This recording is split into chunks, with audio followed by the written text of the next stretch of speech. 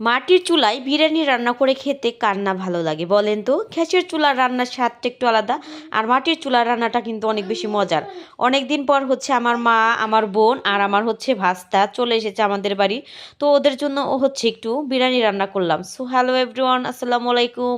কেমন আছেন সবাই? আশা করি সবাই অনেক অনেক ভালো আছেন এবং সুস্থ আছেন। প্রত্যেকেরই সুস্থতা কামনা করছি। তো আমার বোন আর আমার ভাস্তা ওরা মুরগির বিরিয়ানি অনেক বেশি পছন্দ করে। আর এটা আমি দেশাল মোরগের মাংস দিয়ে রান্না করছি। আর দেশাল মোরগের হাড় কিন্তু প্রচুর পরিমাণে শক্ত, যার কারণে কাটতে আমার অনেক বেশি কষ্ট হচ্ছে। আর মোরগের মাংস খুব একটা পরিমাণ মতো হয় না, যাই হোক যতটা হয়েছে ততটা দিয়েই রান্নার ট্রাই করছি। তবে দেশাল মোরগের মাংস দিয়ে মাটির চুলার রান্নাটা এত বেশি ইয়ামি হয়েছিল যেটা বলে বোঝাতে পারবো না। এক কথায় অসাধারণ যাকে বলে। তো এই তো মোরগের মাংসটা আমি সুন্দর করে পিস পিস কেটে নিয়েছিলাম, আর কেটেই রান্নার প্রিপারেশন নিচ্ছি।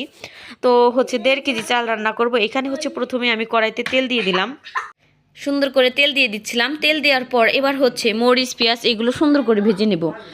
আর ভেজে বিরিয়ানিটা রান্না করব। আর বিরিয়ানিটা সবাই কম বেশি রান্না করতে পারেন, সেই জন্য বিরিয়ানির রেসিপিটা আমি দিব না। যাই হোক, এই তো তেল মরিচ পেঁয়াজ সুন্দর করে ভেজে নিচ্ছি। ভেজে তারপরে আমি সুন্দর করে সব রকমের মশলা দিয়ে দিব। মশলা দেওয়ার পর এই যে মশলাটা কষিয়ে এবার মাংসগুলা সুন্দর করে কষিয়ে নিব।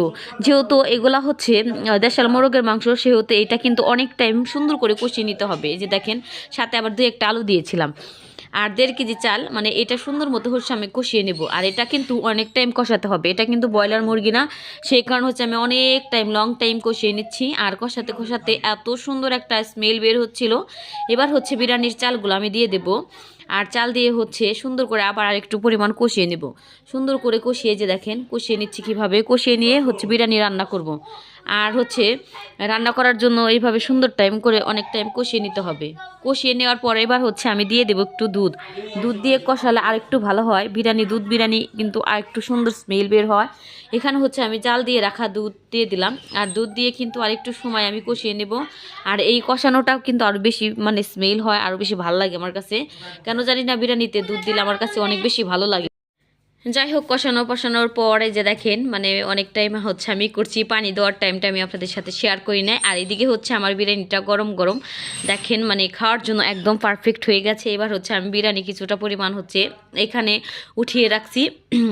আর এখানে আমি মোট 1.5 কেজি চালের বিরিয়ানি রান্না করছি। আর মাংস 1 কেজি একটু বেশি হবে। মাংস যেহেতু বুঝি দেশাল মুরগের মাংস কিন্তু খুব একটা হয় না, আমি পুরো পরিমাণেরটাই দিয়েছি। যাই হোক, বিরিয়ানিতে এত সুন্দর গরম গরম একটা স্মেল হয়েছিল, কি বলবো সেটা বলে বোঝাতে পারবো না। পাশের বাড়ি বিরিয়ানি রান্না করেও যেরকম স্মেল পাচ্ছিলাম, আমিও এরকম একটা স্মেল পাচ্ছিলাম।